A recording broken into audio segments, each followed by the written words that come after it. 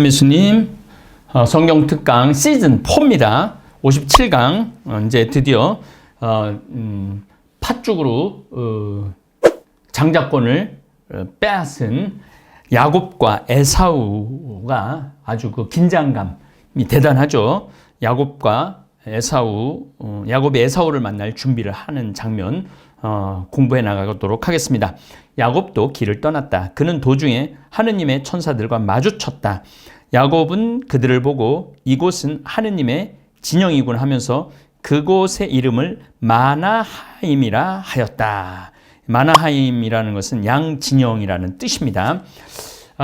이게 이제 야훼스트계 문헌이라고 봐야 돼요. 왜냐하면 하느님과 마주치고 하느님과 대화하고 이런 거는 하느님을 두려워하고 신발을 벗어야 하고 얼굴을 가려야 되는 거는 엘로힘계 문헌에서 주로 나옵니다. 야곱은 에돔 지방 세이르 땅에 있는 형 에사우에게 에돔 요르단강 건너편이죠. 에사우에게 자기보다 먼저 심부름꾼들을 보내면서 그들에게 지시하였다. 너희는 나의 주인인 에사우에게 이렇게 말하여라. 나의 종인 야곱이 이렇게 아뢰입니다. 저는 라반 곁에서 나그네 살이하며 이제 20년 동안 이제까지 그곳에 머물러 있었습니다. 저는 그동안 소와 낙이 이게 40에 결혼을 했다고 그러니까 뭐 거의 60에 지금 이제 이야기입니다. 저는 그동안 소와 낙이 양과 염소, 남종과 여종들을 가지게 되었습니다. 이제 저에게 호의를 베풀어 주십사고 이렇게 사람들을 보내어 주인님께 소식을 전해드립니다. 심부름꾼들이 돌아와서 야곱에게 말하였다. 나리의 형님 에사우에게 다녀왔습니다. 그분은 장정 400명을 거느리고 나리를 만나러 오십니다. 장정 400명이면 어마어마한 숫자죠. 진짜 그 시대의 장정 400명이면 한 나라를 대표할 수도 있어요. 야곱은 몹시 놀라고 걱정이 되어 자기 일행과 양과 염소, 소와 낙타들을 두 무리로 나누었다. 혹시 죽으면 모르니까 두 무리로 나누죠. 그는 에사우가 한 무리에게 달려들어 치더라도 나머지 한 무리는 살아날 수 있겠지 하고 생각하였던 것이다. 잠비아가 한동안 축구를 너무너무 잘했다가 비행기 한 대에서 다 추락했고 다 죽었어요. 그래갖고 잠비아 축구가 한참 올라가다가 쭉 떨어졌죠. 그래서 그 후로는 잠비아에서는 축구 선수들 해외로 할 때 꼭 비행기 두 대로 나눠서 가죠. 우리 신부들도 마찬가지입니다. 우리 신부들도 제주도 피정 갈 때 항상 한 대 절대 다 안 태웁니다. 두 대, 세 대 나누어 태웁니다. 그만큼 우리 신부들도 중요하고 이렇게 그런 사람들은 이렇게 중요한 것 같아요. 그러고 나서 야곱은 기도하였다.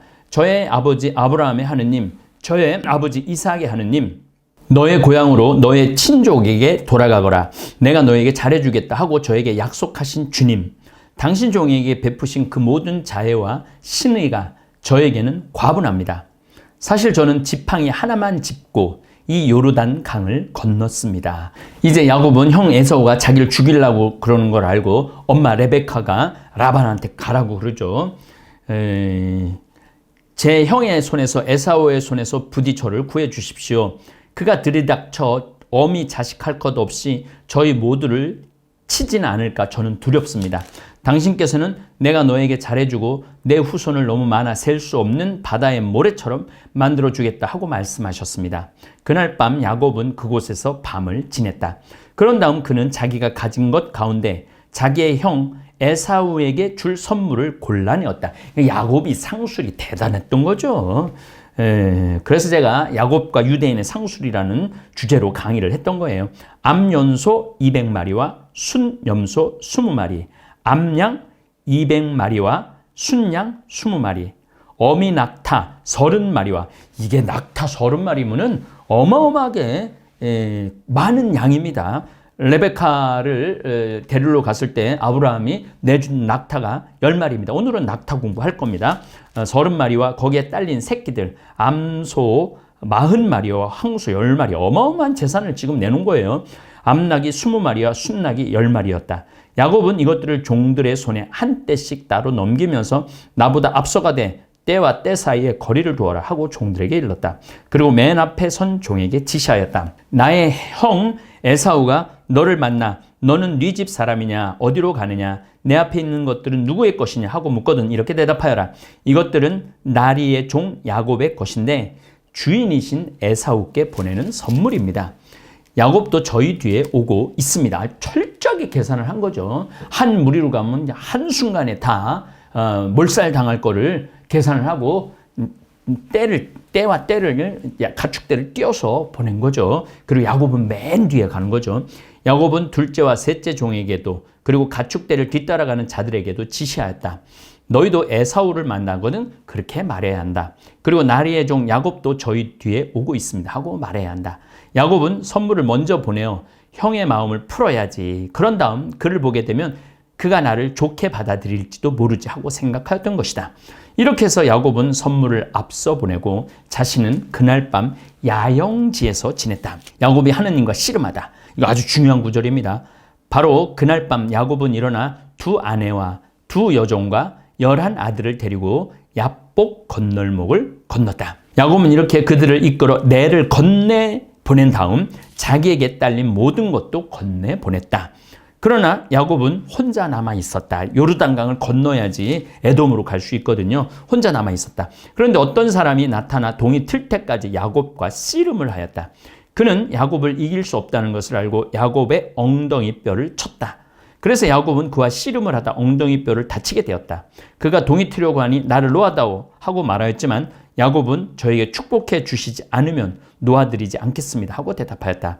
그가 야곱에게 내 이름이 무엇이냐 하고 묻자 야곱입니다 하고 대답하였다. 그러자 그가 말하였다. 내가 하느님과 겨루고 사람들과 겨루어 이겼으니 너의 이름은 이제 더 이상 야곱이 아니라 아주 중요한 말이 나옵니다. 이스라엘이라 불릴 것이다. 하느님께서 싸우신다. 하느님께서 당신을 드러내시기를 이런 뜻이에요. 그러니까 이스라엘이 굉장히 전투적인 말이죠. 자, 아브라함하고 이삭하고 야곱 때까지는 이스라엘이라는 용어를 쓰지 않아요. 그냥 우르 하란 사람이라고 씁니다. 그런데 야곱이 하느님의 천사와 겨루어 싸워갖고 엉덩이뼈를 치고 나고 나니까 이제 야곱이 아니라 이스라엘이라 불릴 것이다. 이스라엘이라는 민족이 드디어 탄생을 한 거죠. 그리고 이스라엘 다음에는 바벨론 유배 이후는 유대인, 다른 종족들은 주분론, 납달루, 에프라임, 다 이제 다른 데로 끌려가고 다른 민족과 섞입니다. 그리고 무슨 종족만 남냐면 유대인하고 레위만 남아요. 그렇기 때문에 그 바빌론 유배 이후부터는 뭐라고 부르느냐면은 유대인이라고 그래요. 유대인. 그리고 이제 예수님 시대는 히브리인이라고 불러요. 히브리인. 그러니까 이스라엘, 유대인, 히브리인, 그 다음에 떠돌아다니면서는 히브리 사람, 유대 사람 이렇게 부르다가 1948년 5월 14일 날 독립을 할 때는 우리 원래 이름으로 돌아가자. 그래서 이스라엘이라는 용어를 쓰기 시작한 거죠. 야곱이 당신의 이름을 알려주십시오 하고 여쭈었지만 그는 내 이름은 무엇 때문에 물어보느냐 하고는 그곳에서 야곱에게 복을 내려주었다. 야곱은 내가 서로 얼굴을 맞대고 하느님을 배웠는데도 내 목숨을 건졌구나 하면서 그곳의 이름을 푸니엘이라 하였다. 하느님의 얼굴이라는 뜻이에요. 엘이라는 거는 전부 다 하느님을 뜻하는 거예요. 그러니까 푸니는 얼굴이겠죠. 하느님의 얼굴. 야곱이 푸니엘을 지날 때 해가 그의 위로 떠올랐다. 그는 엉덩이 뼈 때문에 절뚝거렸다. 그래서 이스라엘 자손들은 오늘날까지도 짐승의 엉덩이 뼈에 있는 허벅지 힘줄을 먹지 않는다. 그분께서 야곱의 허벅지 힘줄이 있는 엉덩이 뼈를 치셨기 때문이다. 이렇게 이제 하나하나 용어들, 문화들이 이렇게 젖어드는 거죠. 자, 이제 오늘도 낙타 30마리 얘기가 나오고, 낙타는 레베카도 10마리 물을 먹이죠. 100리터, 한 번에 먹으면 100리터 되는 물을 10마리를 갖다 먹였으니까, 1000리터를, 1톤을 물을 먹인 거죠. 그러니까 레베카가 굉장히 지혜롭고 예쁘고 아름다운 여자죠. 또 라헬은 집안의 수호신을 낙타 밑에다가 집어넣고 우리 집 수호신 뺏어갔다 라반이 죽일 수 있는 그러한 근거를 낙타 위에서 타고 안 내리고 나 아직 몸이 있어서 못 내린다고 그럴 정도로 유대인과 낙타는 인연이 깊습니다. 자, 사막의 주인공 낙타 이야기를 하도록 하겠습니다. 낙타는 소목 낙타과의 낙타 속에 속한 동물입니다. 주로 사막 지역에 서식하는 동물이로 사막에서 자동차 바퀴는 모래에 파묻히기 쉽고 마른 더위를 견디지 못하는데 낙타는 땅에 다리가 묻히지도 않고 높은 지구력과 더위를 잘 견딥니다. 낙타 발을 보면은요, 이만해요. 그래갖고 평평해요. 그래갖고 모래를 딱 해도 그 파묻히지 않고 그 큰 600kg나 나가는 그 등치를 지킵니다. 더위를 잘 견딘다는 이점으로 사실상 사막의 유일한 이동 수단입니다. 저도 낙타를 한 2번 정도 타봤는데 낙타를 딱 타잖아요. 그러면은 무슨 하늘에 있는 것 같아요. 그렇게 낙타가 커요. 그렇기 때문에 사막에 사는 민족들과도 친숙하며 과거에는 사막을 여행하는 상인 캐러반들이 많이 타고 다니기도 했고, 우리는 이미 구약성서에서 레베카, 그 다음에 라헬, 그 다음에 오늘 공부한 야곱이 30마리 낙타를 선물로 보내는 거죠. 굉장히 큰 재산을 보낸 겁니다. 길들여지는 시기는 말보다 늦은 대략 기원전 2500년쯤인데 낙타를 길들인 덕분에 북아프리카의 사막지대를 넘을 수 있게 되어 중동과 북아프리카 지역이 아프리카 중부 지역과 교역을 할 수 있게 됐어요. 이게 무슨 얘기냐면은 이집트하고도 교역을 하고 에티오피아까지도 교역을 할 수 있게 되었다는 거예요. 그래서 지금도 에티오피아는 자기네들이 유대인이라고 그러고 이스라엘에서도 그들을 유대인으로 인정해 줍니다. 이것은 이 지역이 경제적으로 크게 발전할 수 있는 계기가 됩니다. 그전에는 당나귀가 낙타 대신 쓰였죠. 낙타가 짐도 많이 싣고 힘도 좋고 그렇습니다. 낙타는 초식성인데 어떤 식물이든 말랐건 신선하건 모두 다 먹을 수 있습니다. 지붕을 이루는 집 정도는 예사고 선인장도 먹을 수 있다고 그래요. 이 가시가 있는 낙타 입안에는 특별하게 만들어져 있는 있는데 삼각형 같은 돌기가 입안에 잔뜩 있어요. 입안과 혀에 있는 이러한 돌기들은 모두 목 안쪽으로 향하고 있어요. 이렇게 목 쪽으로 기울어 있죠. 이 때문에 가시가 많은 선인장이라 하더라도 찔리거나 긁히거나 다치지 않고 자연스럽게 목으로 넘어가서 소화되기 때문에 무리 없이 먹을 수 있습니다. 사막 식물들이 가진 독성에 어느 정도 내성이 있지만 먹으면 탈이 나는 식물들을 알고 있어서 알아서 기피하기 때문에 옛날 중동에서는 낙타가 먹는가 안 먹는가를 기준으로 독성 식물 기준을 나눴다고 합니다. 소변도 아주 진하게 아주 냄새가 지독해요. 저도 낙타 오줌 눌 때 옆에 있어 봤는데 지독해. 노폐물 처리에 물을 덜 소비합니다. 덕분에 약 30일 정도 물을 마시지 않아도 살 수 있지만 물을 마시지 않으면 혹이 점점 작아지다가 사라집니다. 기름을 쓰는 거죠. 거기에 물이 있는 게 아닙니다. 기름이 있는 겁니다. 물론 사라진 혹은 물과 음식을 제대로 섭취하면 다시 생기는데 심하게 굶주렸던 낙타는 단번에 50리터 이상 물을 마시기도 합니다. 이 덕에 낙타는 체중의 40% 정도의 물을 잃어도 살 수 있습니다. 낙타의 몸에 있는 수분은 서서히 없어지면서 100리터 정도 되는 물을 마셔서 잃어버린 체중을 10분 안에 되찾을 수 있다고 그래요. 그러니까 레베카가 아브라함의 종이 왔을 때 큰 종 먹는 걸 보고 난 다음에 그 다음에 그냥 물을 그냥 열 마리를 먹였으니까 얼마나 이쪽 저쪽을 뛰어났던 거예요. 사막에서 최고 이동 수단인 낙타. 걸음걸이가 매우 희한합니다. 일반적인 사보족행 이렇게 가는데 낙타는 왼쪽에 있는 발 한 번, 오른쪽에 있는 발 한 번 이렇게 갑니다. 그렇게 한 번에 움직이고 오른쪽 다리도 2개 한 번 이렇게 움직이는 방식인데 이 때문에 처음 낙타를 타는 사람들이 적응하지 못하고 멀미를 할 수도 있어요. 굉장히 흔들리죠. 저는 말도 타보고 낙타도 타봤는데 말이 훨씬 안정적이죠. 그래서 낙타를 사막의 배라고 부르기도 합니다. 멀미를 많이 해갖고 이런 특이한 걸음걸이를 몽골인들은 조로 모리식이라고 칭하는데 생각보다 효율적인 데다가 전후 구동식보다 훨씬 편안하고 반동이 적어 마상에서 자유로운 칼로림이나 활쏘기가 가능하기 때문에 군말을 이 걸음걸이로 훈련하기도 했다는 거죠. 그래서 말도 그렇게 훈련을 시켰다는 거죠. 그런 장점으로.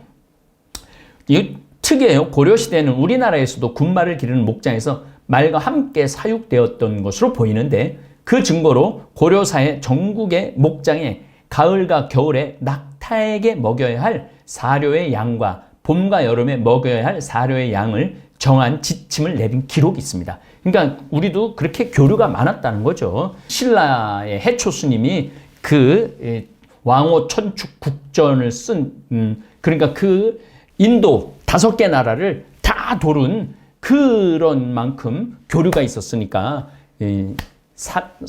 신라 시대 이후에 고려 시대도 굉장히 교류가 많았다는 것이죠.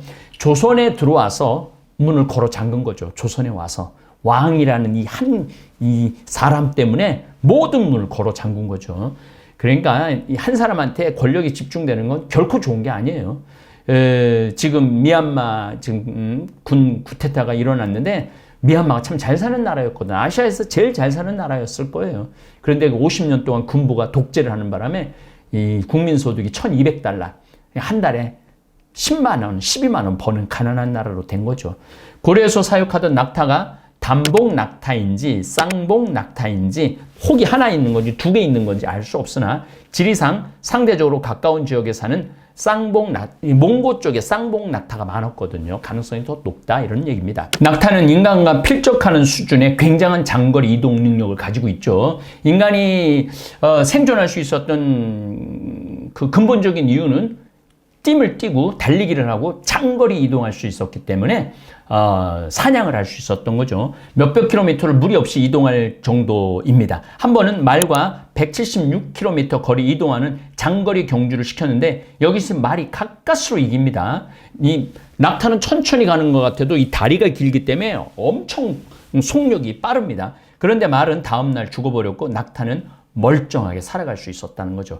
굉장히 강인한 짐승인 거죠. 한때 프랑스에서 낙타 부대를 운영한 적이 있었는데 1932년 3월 벌어진 어느 추격전에서 8일 동안 770km가량을 이동하면서 적을 공격했고 1911년에는 샬레 대유와 그의 부하들이 투아레그족을 추적하면서 이거 투아레그족은 제가 한번 말한 적도 있는데 7,000km 이상을 달렸다고 합니다. 여러모로 뛰어난 장거리 선수입니다. 구약 성서에는 낙타 얘기가 그냥 빠진 적이 없어요. 벌써 레베카, 라헬, 야곱까지도 낙타 얘기가 나오죠. 낙타 등에 혹이 있는데 이 안에는 예비로 사용하는 지방이 들어있습니다. 혹이 하나 있는 것은 단복 낙타, 2개 들어있는 것은 쌍복 낙타라고 합니다. 아시아와 아프리카 원산으로 야생 낙타는 드물고 대부분이 인간에게 사육을 됩니다. 이 낙타는 아시아와 아프리카 원산으로 짐을 운반하거나 짐 어마어마한 게 많은 양을 운반할 수 있습니다. 낙타 젖을 또 구하고 가죽을 얻고 고기를 얻기 위해서 사육을 했습니다. 레베카, 라헬, 야곱도 성서 안에서 낙타와 인연이 깊습니다. 낙타의 몸 길이는 대개 1.8에서 2m 정도 되고 2m 길이니까 굉장히 몸이 긴 거죠. 무게는 250kg에서 680kg까지 있어요. 다리가 엄청나게 길어요. 부드럽고 널쩍하며 발가락에 2개인 발이 있어서 모래나 눈 위를 걸을 수 있습니다. 등에 얹힌 독특한 지방, 혹이 특징인데 단복 낙타는 1개, 쌍복 낙타는 2개의 혹이 있습니다. 낙타는 양쪽 다리가 함께 움직이는, 제가 말씀드렸죠, 독특한 걸음걸이로 뜁니다. 척박한 환경에서도 적응할 수 있도록 속눈썹이 2줄이고 귀에 털이 나 있고 콧구멍은 닫을 수 있고 시각과 후각이 아주 예민합니다. 무릎을 꿇을 때는 가슴과 무릎에 딱딱한 보호구로 몸을 지탱합니다. 그래서 낙타 이렇게 탔을 때 탈 때 좀 얕은데 일어나면 엄청나게 하늘 높이 치솟는 기분이 들죠. 낙타 눈썹을 만약에 사람이 갖고 있었다면 그 낙타는 그 눈썹을 가진 사람은 미인 중에 상미인이 될 거예요. 굉장히 매력적인 눈썹을 갖고 있죠. 귀에도 털이 꽉 차 있어요. 귀에 털이. 그리고 코는 닫을 수 있고. 그러니까 모래 폭풍에도 견딜 수 있는 게 낙타인 겁니다. 단복 낙타와 쌍복 낙타. 단복 낙타는 인도와 중동 지방, 북아프리카가 원산지입니다. 따라서 아마 성서에 나타난 낙타는 단복 낙타일 것입니다. 쌍복 낙타보다 다리가 더 길고 털이 짧으며 보통 몸이 더 가볍습니다. 어깨 높이가 2m 정도이며 흰 것부터 검은 것까지의 색깔이 다양합니다. 사육된 혈통에서 태어난 야생 단복 낙타들은 오스트레일리아의 오지에도 살고 있어요. 지금 너무 많이 증식을 하면은 문제가 생긴다고 그러더라고요. 쌍봉 낙타는 중앙아시아의 산간 지역에서 볼 수 있는데 외딴 지역에 사는 무리만이 진정한 야생 낙타라고 할 수 있습니다. 지금도 야생 낙타가 있대요. 쌍봉 낙타는 코까지의 높이가 2m 정도이면 보통 갈색이라고 그럽니다. 겨울에는 털이 무성하다고 그럽니다. 그러나 아프리카 지역에 있는 단봉 낙타는 털이 그렇게 많지 않아요. 인간과의 관계에 있어서 짐을 운반하거나 아주 중요한 역할을 하죠. 낙타젓, 가죽, 고기 등을 얻기 위해서 사육됩니다. 낙타는 적당히 길들이면 온순화나 발전기 등에는 잘 날깁니다. 그러니까 굉장히 위험한 짐승인 거죠. 귀찮으면 침을 뱉어요. 나도 한번 침뱉음 당해봤는데 크크 하고 침을 뱉는데 싹싹 침이 나와요. 발로 차거나 물기도 해서 위험합니다. 메르스 바이러스가 낙타가 매개라는 연구 결과 때문에 중동 낙타 체험 여행업을 하는 사람이 크게 타격을 받기도 했죠. 바이러스는 그만큼 우리 인류 문화 안에, 인류 생활 안에 아주 깊은 인연을 맺고 있는 것 같습니다. 예, 여러분들 오늘 낙타까지 공부했고 드디어 이제 에사오와 야곱이 만나는 해우하는 장면을 이야기 나누도록 하겠습니다. 감사합니다.